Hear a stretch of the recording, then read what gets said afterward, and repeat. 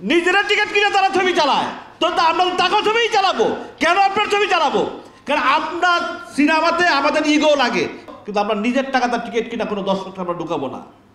এই অভ্যাস আমাদের নাই, এখানে কারো এই অভ্যাস নাই। ওনারা জেনুইন প্রডিউসার। এখন ওই ছবি যদি ভালো হয়ে যায় তাহলে লাভ কার? সিনেপ্লেক্সের লাভ।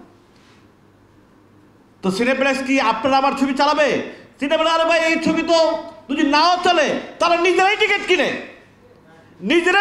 তারা ছবি চালায়, তো আমরা টাকা ছবিই চালাবো কেন? আপনার ছবি চালাবো কারণ আপনার সিনেমাতে আমাদের ইগো লাগে যে আমাদের টিকিট আমরা নিজেরা কিনা দর্শক ঢুকাবো। ডাইকারকে বলবো টিকিট নেন, এমন 100 ফোন আসে আমার কাছে যে ভাই ছবিটা রিলিজ করছি আপনার জন্য কিন্তু টিকিট রাখছি। বেশি লাগে ধরুন সংখ্যা মাত্র 3-4-5 জন, বর্তমানে সিন্ডিকেটের 4-5 জনের কথাই বলতেছি। এই সিন্ডিকেট লাভবান হচ্ছে সিনেপ্লেক্সরা, এবং ওই টাকাগুলো তারা কই থেকে পায়? এইটা একটা বড় প্রশ্ন। আজকে আপনি ইন্ডিয়াতে শুটিং করেন, কয় টাকা ইনকাম ট্যাক্সকে আপনারা দেন? কিভাবে করেন? একটা 5 স্টার হোটেলে 34 দিন থাকে 4-5 জন, সেই 34 দিনে 5 স্টার হোটেলে খরচ কত? সেই খরচটা তো এমবিআর দেন নাই, সেন্সারে ছবি জমা পড়ছে। আজকে কিভাবে পড়লো? পারমিশন কোথায়? সিনেমার পারমিশন কোথায়? শুটিং করার আগে পারমিশন কোথায়? শুটিং করার আগে পারমিশনই নেন নাই।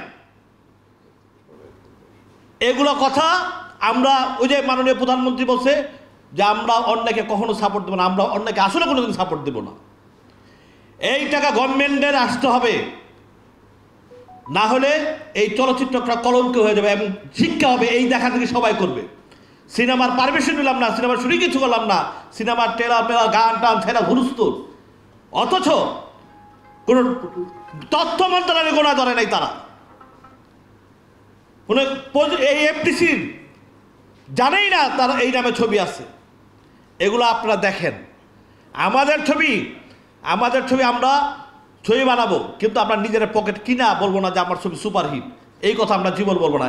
এই কথা যারা বলবে, ওই যে ইসমাইল ভাই একটা কথা বলে গেছে যে সিনেপ্লেক্সের ছবি চালাইতে হলে 1 মাস ইন্টারভিউ দেওয়া লাগে। আসলে সত্য, ওকে ধরতে হয়, একে ধরতে হয়। কারণ আমরা ইসমাইল ভাইয়ের টিকিট কিনে হলে দর্শক ঢুকাবো না। এই জিনিসগুলো আমি আপনাদের মাথায় দিয়ে রাখলাম।